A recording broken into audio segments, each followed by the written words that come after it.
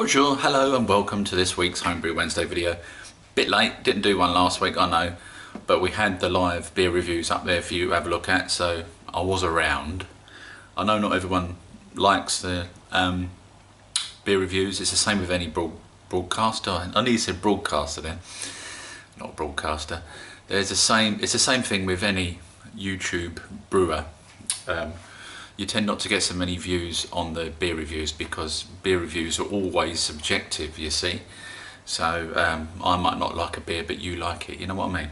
And that's fine, you know, but you can't please everyone, can you? Right, so what's going down then? What's going down? You remember in the last HBW, I've got it down here, the bucket down here. And yeah, we need to bottle that today. So I'm going to do that, but what you don't know, it's the St. Peter's Ruby Red. What you don't know is that I dry hopped it with 75 grams of Amarillo, because that's the sort of person I am. We threw in the Goldings powder, as you remember, but this time around I thought I'd throw a little something else in there. So I've got 75 grams of Amarillo lying around, threw it in as a dry hop after day 3, left it in there. It's been sitting there for 2 weeks now, so time to bottle it. So yeah, I'll do various bits and bobs along the way, and yeah, I'll see you at the end. Ta-da!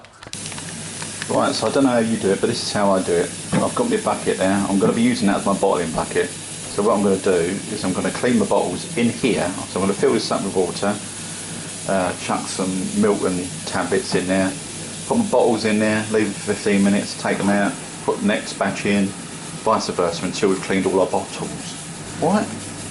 There we are, look, bottles, bucket. This has been filled up with water, obviously, and in the water we've got 5 tablets of Milton. You can use Star Sands, up to you, do what you want, but this is how I choose to do it.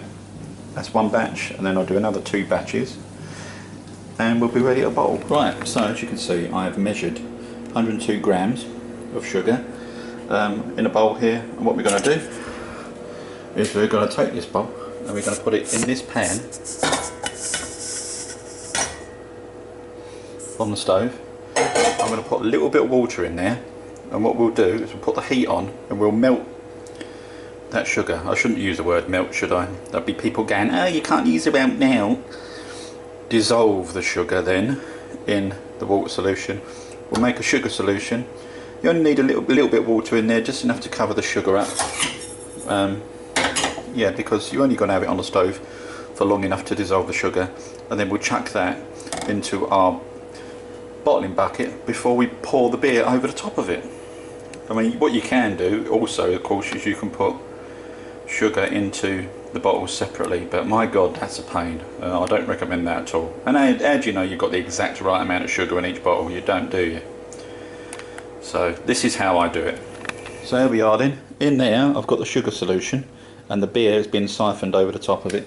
So all I'm going to do, folks, is just give it a gentle stir to make sure that the sugar bits get off the bottom and into that beer. Don't go too mad on this, just a gentle stir will be enough, just to get the sugar off and into the beer. And then once it's full up, you give it another little gentle stir when we're done. So I've got all my bottles here. These are the ones I'm going to be filling up with beer. And as you can see down here, I've got a lovely cloth down there, just to make sure that we don't get any mess. This is a happy bottler. This goes on your bottling bucket, and if you turn the tap on, you'll notice that nothing comes out. Just a little bit there. It will fill up. Blah, blah, blah, blah, blah, blah, blah, blah. And then all we do is we take a bottle, put it on there. You'll notice it fills the bottle up. There we go. I have given the bucket a gentle stir, as I said, just to make sure that the sugar solution is completely dissolved and it's in the beer as best as it can be.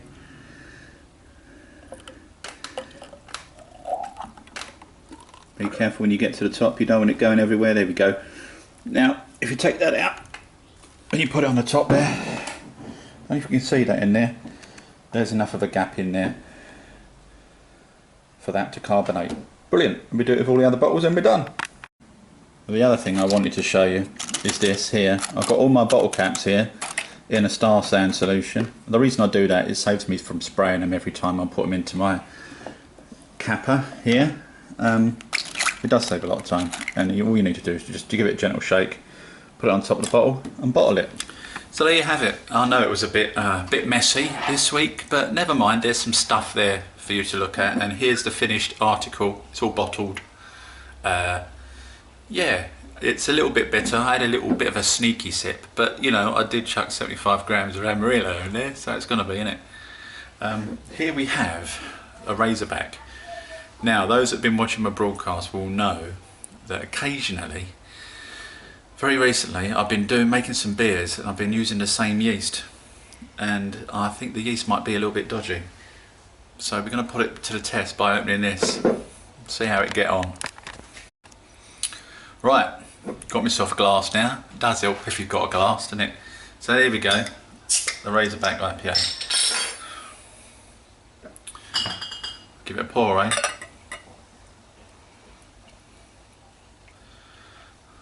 I know it looks good in the glass, but is it going to give me the shits, boys and girls?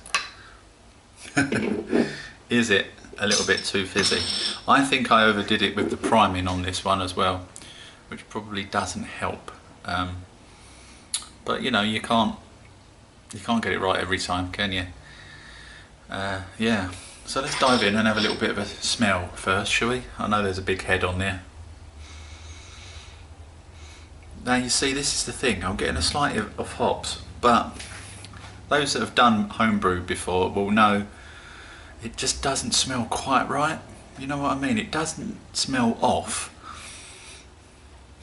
Just doesn't smell quite right, you know?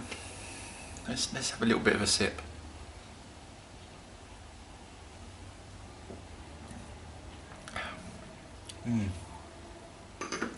Yeah.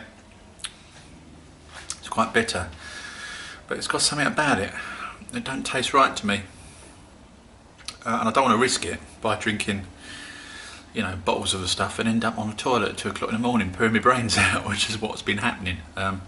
So I fear I'm gonna have to dump the rest of that batch, which is a little bit disappointing. And also I've got a few bottles left of the Mostly Ghostly version 2, and I had the same thing with that. I used the same yeast, which probably wasn't a good idea. So I'm going to be changing yeast now. When I do beer, I'm not going to be using already opened yeast packets that are in the fridge that have been open for a while. Probably not a good idea anyway, was it?